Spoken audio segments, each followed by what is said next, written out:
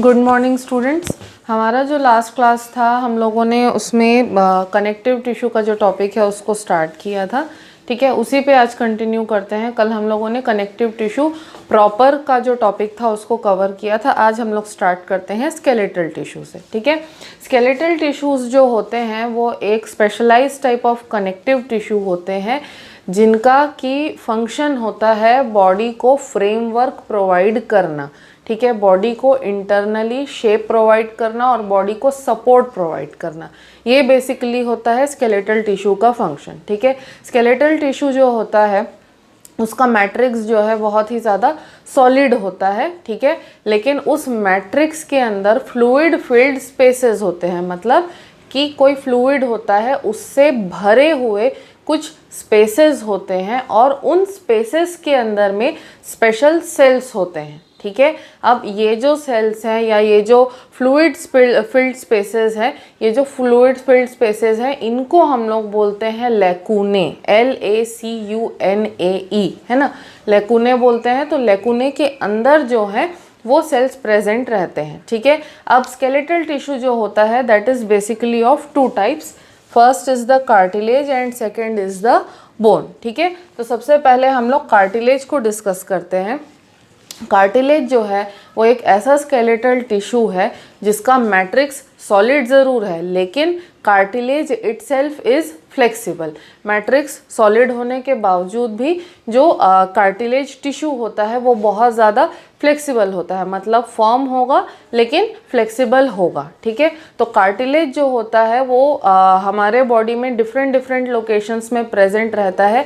ऐसे लोकेशंस में प्रेजेंट रहता है जहाँ पर सपोर्ट की तो ज़रूरत है लेकिन सपोर्ट के साथ साथ एक पर्टिकुलर शेप प्रोवाइड करने की और फ्लेक्सिबिलिटी की भी ज़रूरत जहाँ पर होती है वहाँ पर हमारे बॉडी में कार्टिलेज प्रेजेंट होता है। ठीक है, जैसे फॉर एग्जांपल अगर मैं बोलूँ हमारी नोज़ जो है, ठीक है, नोज़ को अगर आप लोग टच करोगे तो नोज़ में ऊपर की तरफ, आँखों के पास यहाँ ऊपर की तरफ जो है आपको बोन फील होगा, लेकिन जहाँ यहाँ नीचे की तरफ आप लोग आते हो यहाँ पर आपको बोन्स फील नहीं होते हैं, लेकिन बोन्स की जगह पे आपको कुछ ऐसा टिश्यू या ऐसा पार्ट फील होता है कि जो स्ट्रॉन्ग तो है, इतना स्ट्रॉन्ग है कि शेप को मेंटेन कर सकता है लेकिन साथ साथ वो फ्लेक्सिबल भी है। ठीक है, तो ऐसे जगहों पे कार्टिलेज प्रेजेंट होगा, मतलब कि आपका जो नोज़ है, नोज़ की जो टिप है यहाँ पर कार्टिलेज प्रेजेंट होगा।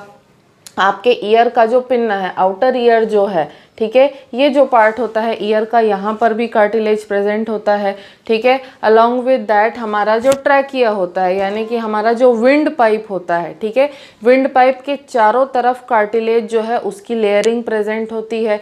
ठीक है, उसके अलावा हमारा जो बैकबोन होता है, ठीक है, बैकबोन में जितने भी बोन्स होते हैं, ठीक है, उनके बीच में जो कार्टिलेज प्रेजेंट होता है वहाँ पर भी होगा। ठीक है, उसके बाद जो हमारे चेस्ट में हमारे रिब्स होते हैं, ठीक है, रिब्स का जो एंड होता है जहाँ पर रिब्स ख़त्म होते हैं, ठीक है, वहाँ पर भी कार्टिलेज प्रेजेंट होता है।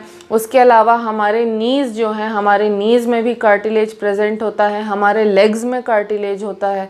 ठीक है, तो ऐसे डिफरेंट लोकेशंस हैं कार्टिलेज के हमारे बॉडी में। ठीक है, अब कार्टिलेज जो है उसके स्ट्रक्चर को अगर हम लोग डिस्कस करेंगे तो यहाँ मैंने कार्टिलेज का डायग्राम बनाया हुआ है। कार्टिलेज के डायग्राम में अगर हम लोग देखें तो कार्टिलेज का जो आउटर मोस्ट लेयर होता है, जो सबसे बाहर का लेयर होता है, that is known as the perichondrium. ठीक है, अब ये जो पेरिकॉन्ड्रियम होता है, पेरिकॉन्ड्रियम में ही ब्लड सप्लाई होती है। कार्टिलेज में बाकी टिश्यू के अंदर जो है ब्लड की सप्लाई नहीं होती, सिर्फ पेरिकॉन्ड्रियम जो है, पेरिकॉन्ड्रियम में ही ब्लड की सप्लाई होगी जो कि यहाँ पे ब्लड वेसल्स के थ्रू हो रही है। ठीक है, अब पेरिकॉन्ड्रियम के अंदर जा कर के स्पेशलाइज्ड सेल्स होते हैं जिनको कहते हैं कॉन्ड्रोब्लास्ट्स। ठीक है, कॉन्ड्रोब्लास्ट जो है वो नए कार्टिलेज को डेवलप करने में, नए कार्टिलेज को बनाने में हेल्प करते हैं। ठीक है, तो कॉन्ड्रोब्लास्ट जो है वो दो तरीके के होते हैं,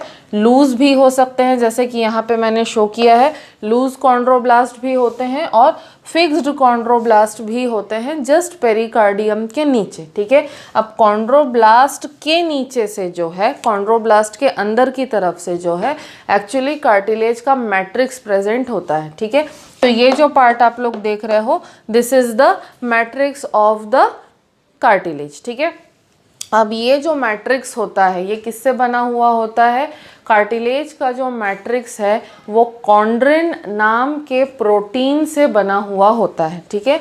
एक प्रोटीन होता है विच इज नोन एज कॉन्ड्रिन, ठीक है। कॉन्ड्रिन नाम के प्रोटीन से जो है कार्टिलेज का मैट्रिक्स बना रहेगा और इस मैट्रिक्स में जो है फ्लूइड फिल्ड स्पेसेस होंगे। See over here, these are the fluid filled spaces known as lacunae, ठीक है। ये फ्लूइड फिल्ड स्पेसेस है, these are known as the lacunae। और lacunae के अंदर जो है कॉन्ड्रोसाइट्स नाम के सेल्स जो हैं वो प्रेजेंट रहते हैं, ठीक है।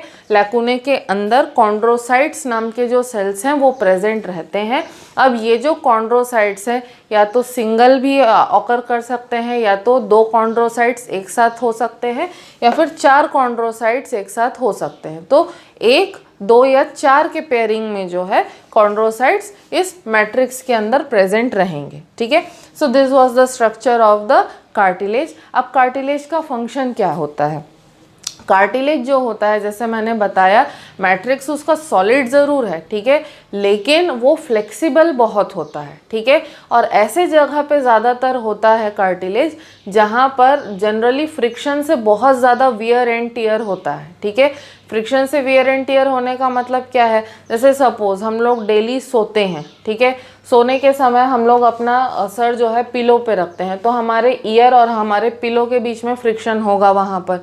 जब हम लोग सांस लेते हैं तो हमारी विंड पाइप जो है वो भी थोड़ी सी मूव करती है, ठीक है। तो विंड पाइप अगर एक्सपैंड कर रही है, हल्की सी रिलैक्स कर रही है, तो वहाँ पे भी क्या होता है? फ्रिक्शन होता है। तो वहाँ पे भी वेयर एंड टेयर होने के चांसेस जो है वो ज़्यादा होते हैं, ठीक है। तो ऐसे जगह जहाँ पर सपोर्ट की ज़रूरत है और फ्लेक्सिबिलिटी की ज़रूरत है, ऐसे सारे प्लेसेस पे जो है आपको कार्टिलेज मिलेगा। सो कार्टिलेज का बेसिक फंक्शन क्या हुआ? फर्स्ट ऑफ ऑल जो बॉडी के सॉफ्ट पार्ट्स हैं, ठीक है, जहाँ पर बोन्स प्रेजेंट नहीं होते हैं वहाँ पर शेप प्रोवाइड करना, ठीक है। दूसरा, प्रोटेक्शन प्रोवाइड करना उन ऑर्गन्स को। तीसरा, उसके अलावा क्या होता है फंक्शन कार्टिलेज का? ऐसे ऑर्गन्स जो हैं उनको फ्लेक्सिबिलिटी प्रोवाइड करना, सो दैट उनके अंदर मूवमेंट जो है या उनके अंदर जो फ्लेक्सिबिलिटी है वो मैनेज हो सके, मेंटेन हो सके, ठीक है। So these are the function of the cartilage. Next हम लोग आते हैं बोन पे। बोन जो होता है वो भी कार्टिलेज के जैसा ही एक स्केलेटल टिश्यू है, लेकिन बोन और कार्टिलेज में ये डिफरेंस है कि कार्टिलेज जो है उसमें फ्लेक्सिबिलिटी देखने के लिए मिलती थी, लेकिन बोन जो है उसमें फ्लेक्सिबिलिटी देखने नहीं मिलती है, ठीक है। Bones are completely solid from within, मतलब मैट्रिक्स जो है वो सॉलिड रहता है। मैट्रिक्स के सॉलिड रहने के अलावा बहुत सारे सेल्स जो हैं वो सॉलिड मैट्रिक्स में प्रेजेंट रहते हैं, और उसके अलावा और भी चीज़ें प्रेजेंट रहती हैं जो बोन के ओवरऑल स्ट्रक्चर को बहुत हार्ड या बहुत रिजिड और सॉलिड बना देती है, ठीक है। अब बोन्स जो होते हैं उनका लोकेशन क्या होता है, ठीक है। ऑल ऑफ अस नो हमारी बॉडी का इंटरनल स्ट्रक्चर जो है that is made up of the bones only. तो हमारी बॉडी का जो एंडोस्केलेटन है, ठीक है, हमारी बॉडी का एंडोस्केलेटन जो है that is completely made up of the bones, ठीक है। अब बोन के स्ट्रक्चर के बारे में हम लोग अगर डिस्कस करें तो बोन जो होता है उसका structure is something like this.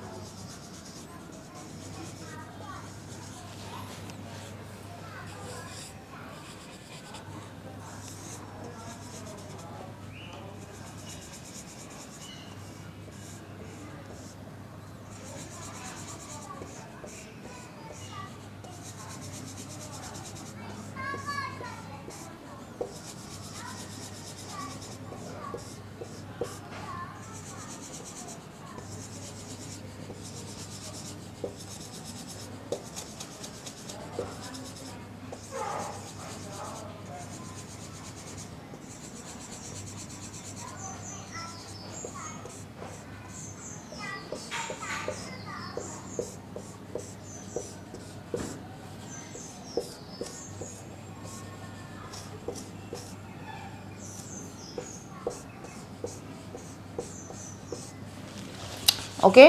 Bone का स्ट्रक्चर जो है is something like this. Bone का जो आउटर मोस्ट लेयर होता है, ठीक है, बोन का outermost layer, this is known as the periosteum. Okay, this is known as the periosteum. और पेरिओस्टियम के अंदर की तरफ, over here, this is the periosteum. Okay, this whole is the periosteum. Periosteum के अंदर जो है बोन का मैट्रिक्स प्रेजेंट रहता है, ठीक है। This matrix of the bone, it is solid and it is made up of a protein which is known as ossein, ठीक है। किससे बनता है बोन का मैट्रिक्स? एक प्रोटीन से बनता है जिसका नाम होता है ऑसिन, ठीक है। प्रोटीन के अलावा कैल्शियम कार्बोनेट और मैग्नीशियम फॉस्फेट जो होता है, उसके सॉल्ट्स भी जो है वो बोन के मैट्रिक्स में प्रेजेंट रहते हैं और बोन के मैट्रिक्स को और ज़्यादा स्ट्रेंथ और ज़्यादा सॉलिडिटी जो है प्रोवाइड करते हैं, ठीक है। तो मैट्रिक्स में क्या है? ऑसिन है, फिर है कैल्शियम कार्बोनेट, ठीक है, और क्या है? मैग्नीशियम फॉस्फेट, है ना। ये सारी चीज़ें जो हैं बोन के मैट्रिक्स में प्रेजेंट रहती हैं, ठीक है। अब मैट्रिक्स के बारे में हम लोगों ने बात किया, बाकी चीज़ें क्या हैं?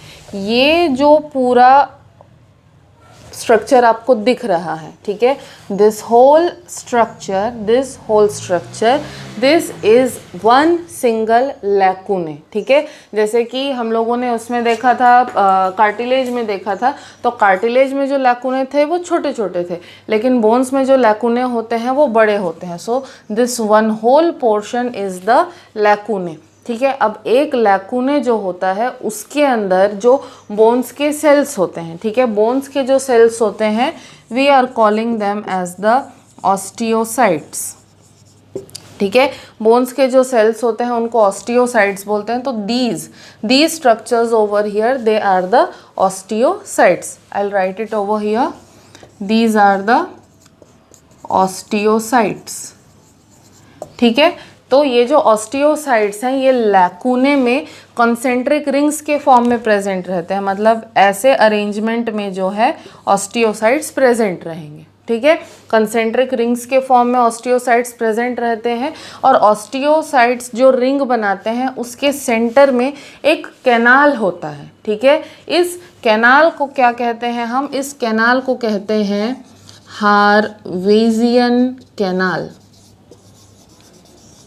This canal is known as the Haversian canal. अब ये जो हार्वेजियन कैनाल है इसमें होता क्या है? हार्वेजियन कैनाल्स के अंदर ब्लड कैपिलरीज की सप्लाई होती है और नर्व एंडिंग्स भी प्रेजेंट होते हैं, सो दैट कि बोन्स जो है उनको प्रॉपर न्यूट्रिशन मिल सके, ठीक है।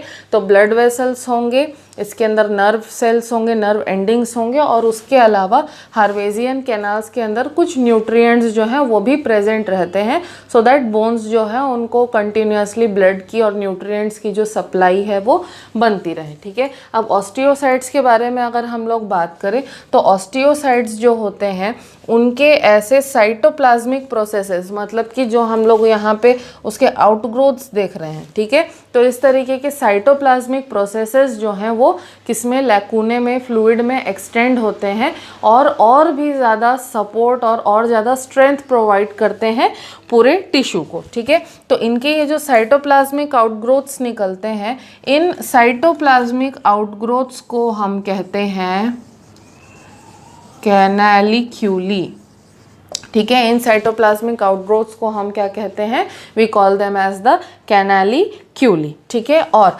ये जो इंटरनल आपको मेम्ब्रेन दिख रहा है यहाँ पे, ठीक है, this internal membrane present over here, this internal membrane is known as the endosteum. Okay, this internal membrane is known as the endosteum, ठीक है। मतलब कि ये जो बोन है, बोन के अंदर का लेयर है, इनर पार्ट है, ठीक है। अब ये जो एंडोस्टियम है इसके अंदर भी कुछ होगा। एंडोस्टियम जो है इसके अंदर होता है हमारा बोन मैरो।